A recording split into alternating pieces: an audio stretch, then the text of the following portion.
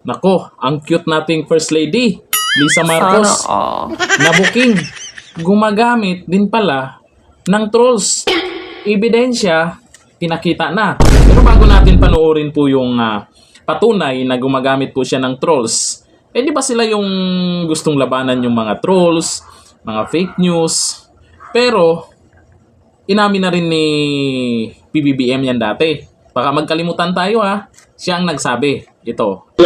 Wala tayong makuha na oras sa ABS, wala tayong makuha sa Channel 7, wala tayong makuha sa Inquirer, wala tayong makuha sa Philstar, binabanat-banatan tayo ng Rappler. Eh, sabi ko, the only option that we have is social media. Kaya June kami nag-concentrate. Kaya nag-hire ako ng libo-libo na troll army. Diba, siyempre, Sana nanalo na all. siya sa eleksyon. Sa sobrang tuwa, hindi niya siguro alam, napaamin na siya. Baka naman sabihin nyo, AI pa yan ha. Yan po ay matagal na ng video nung nanalo po siya. Tapos, kung ano-anong pinagsasabi niya dyan, minsan din talaga, hindi natin alam kung alam niya yung pinagsasabi niya, nabuking siya. Na trolls daw, libo-libong trolls. Eto naman, yung First Lady natin, ay pinakita ang mga patunay. Kasi hindi naman tayo pwedeng magsabi na, ay gumagamit niya ng trolls, ay mga fake news na. Salita lang. Kailangan may ebidensya. O ito, panoorin po natin si Himehelika. Ito yung video. Unahin natin si Lisa Tanas na inaimbalsama ang kanyang mukha kung ilan ang trolls na hawak niya. Handa na ba kayo mga bata? Baby! Okay, here we go. Tignan natin si Lisa Tanas. Okay? Mga bata!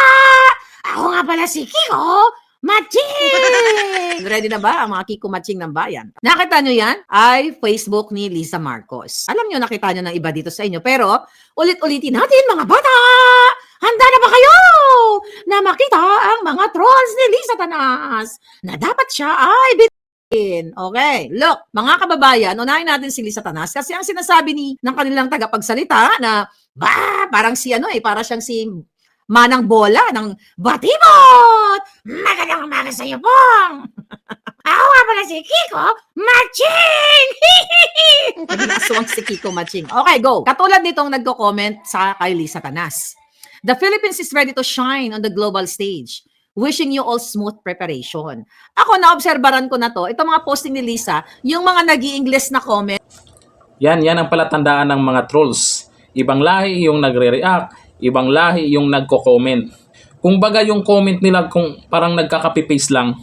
Kung hanapin mo sa ibang nagko-comment, may kaparehas na comment. Nagkaka-paste lang. Tapos yung mga profile, ewan mo lang kung saan galing yan. Tapos mga ibang lahi pa, di pa marunong magtagalog. Para hindi malata, turuan nyo magtagalog yung trolls nyo. Jesus naman. Diba, na-copy-paste.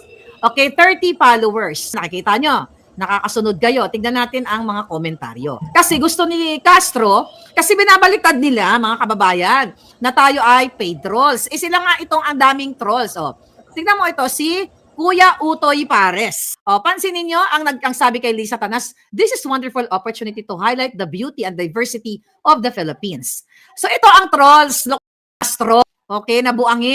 O, 11 followers. Ang sabi naman ng isa, Wrestle Hit. Ito yung mga palatandaan, yung mga kanilang trolls na hindi nagtatagalog, kundi nag-i-English na copy-paste. Lady expressed enthusiasm over the ongoing preparation of the Philippines hosting of the Asian Summit. Alam mo yun, para silang mga AI actually. Okay, 24 followers. Pag AI, walang puso, walang damdamin. Ibig sabihin, walang connect, walang engagement sa tao, human sa human, yung mga comments.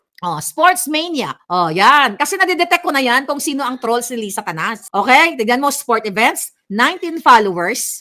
Okay, tignan naman natin dito. Okay, eto si hanapan natin ang pangalan. Ito si pangalan nito, ito Anisha Chin. Alright, ayan, 202 followers. Pero tignan mo yung itsura ng kanyang Facebook profile. Ito ay isang troll. Sabi ni Patrick Mayer. Okay? Si Patrick Mayer ay hindi mo alam kung Indian or Myanmar o Cambodian. Hindi po yan totoong tao. Kaya dapat talaga panagutin ang mag-a-agree ako sinabi ni Locario. Pero unahin niyang amo niyang sindikato. Dahil sinasabi niya ito daw ang mga trolls ay hindi na nagpapahayag ng expression o ng freedom of expression Totoo naman siya. At ang amo niya na pinagsisilbihan ng manang bola na yan, ay mismo ang nagpapakalat ng trolls. Ito nga dapat imbestigahan ito ng mga ulo dyan sa Congress. O, tignan natin ito. Okay, ito English. I hope we show Asian how great our country. O, tignan mo. O, nakatalikod, automotive, aircraft, and boat. Page siya. Ang mga nagko-comment, mga page. Hindi tao. Shop ka na. Okay, tignan nyo. Napansin nyo? Mapapansin mo, shop ka na. Page. Okay, clothing, 3 followers. Hindi po siya personal account. So, mga ginagawa-gawa nilang page para mag-comment ng sila ang nagko-control. Ito, tama ang sinabi nila Castro, na nagko-control ng naratibo para sabihin na si Lisa ay hindi butod, hindi mudlo, o mabuting ginagawa. Tignan mo itong si Queen's Legend. Page siya. O, tignan nyo, page. 3 ang follower. Yung Gab-Gab, okay? Si Marcos Jr., ang kanyang profile picture. Page din. Okay? Kaya pumunta ka sa ano ni Bangag Jr., ganito din. Lupang Sinilangan. Hindi nyo ba napapansin? O napansin nyo na? Yung pattern. Hindi po ganyan mag-comment. Hindi po ganyan ang organic na comment. Bakit puro page? Bakit hindi personal? Eto, tignan mo, Trip Shop. Page din. O punta tayo sa mga random Facebook. Puntahan natin. Ayan, kasi alam nyo na yan eh. So, puntahan natin ang Facebook ko. Okay? Puntahan natin si Boljakan. Okay? Tignan natin, 162, dapat milyon-milyon na yung followers natin, pero syempre, ayan, naka-live si Palangga. So, tignan natin, ayan, yan, may mga comment kayo, si Giovanni, nakikita ko. Wag na yung live na yan, dito tayo sa luma. Okay, tignan natin, ito. Katulad nito, 572 comments. Tignan natin, tignan natin yung mga comments sa atin. Okay, tignan natin to si Rolf, ito, English.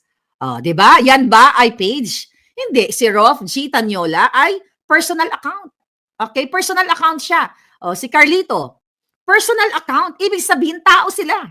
Hindi sila page. Si LV Castillo from Calawag, personal account. Nakita niyo yung pagkakaiba?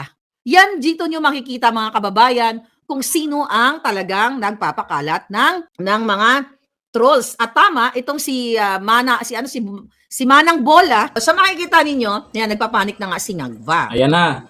Yan po yung pinakita at pinaliwanag ni Maharlika. Kasi yung iba, basta lang makabanat na, ay mga trolls kayo.